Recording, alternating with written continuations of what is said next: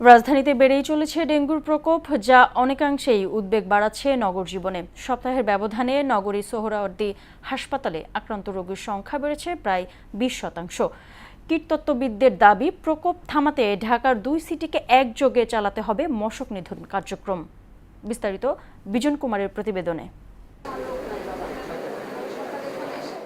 টানা বর্ষণের দুর্ভোগ শেষ হতেই নতুন করে আতঙ্ক ছড়াচ্ছে ডেঙ্গু। রাজধানী সহ দেশের বিভিন্ন এলাকায় ক্রমেই বাড়ছে এডিস মশার উপদ্রব। একই সঙ্গে হাসপাতালগুলোতে বাড়ছে ডেঙ্গু আক্রান্ত রোগীর সংখ্যা।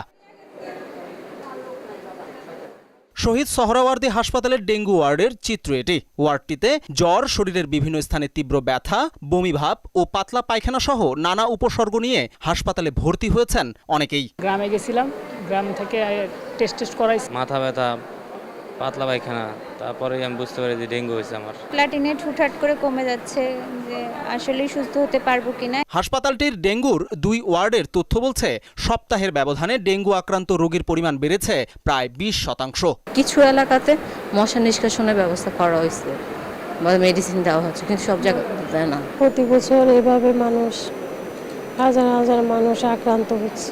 সকালে পাতলা পায়খানা হয়েছে, এখন একটু মনতে ভয় লাগে যে আরই মানি আল্লাহ নে বাঁচায় রাখবো।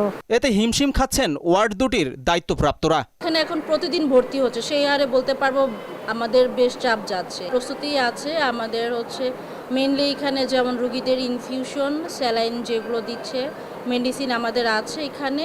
এমন পরিস্থিতিতে কীটতত্ত্ববিদরা বলছেন, ডেঙ্গুর প্রকোপ থামাতে মশার প্রজনন ক্ষেত্র ধ্বংস করার বিকল্প নেই। উন্নত বিশ্বের সঙ্গে তাল মিলিয়ে বাড়ি বাড়ি সচেতনতা বাড়ানোর তাগিদ দেন তারা। মনিটরিংটা নাই আমাদের, যেটার জন্য কোনো কাজকে সফল করতে হলে মনিটরিংটা খুবই গুরুত্বপূর্ণ। পূর্ণাঙ্গ মশাকে গুরুত্ব না দিয়ে, বেশি না দিয়ে লার্ভাকে বেশি গুরুত্ব দেওয়ার জন্য, কারণ ওটা আমরা জানি। এবং এখানে কিছু এক্সপার্টকে নিয়োগ দিতে হবে, যেমন যারা মশা নিয়ে কাজ করে, বৃহত্তর স্টেক হোল্ডারদেরকে একসাথে আনতে হবে। পাশাপাশি 2 সিটি কর্পোরেশনকে একযোগে মশক নিধন কার্যক্রম পরিচালনার কথাও জানান এই কীটতত্ত্ববিদ। যখন আমরা উত্তর সিটি কর্পোরেশনের মশার কার্যক্রম করছি, তখন কিন্তু দক্ষিণ সিটি কর্পোরেশন থাকছে না ওই জায়গাটাতে। মানে তার ফলে কি হচ্ছে, এই কর্পোরেশনের মশাগুলো ওইদিকে চলে যাচ্ছে। এটা একটা কারণ এটা একটা সমন্বিত উদ্যোগ লাগবে। বিজন কুমার, মোহনা সংবাদ, ঢাকা।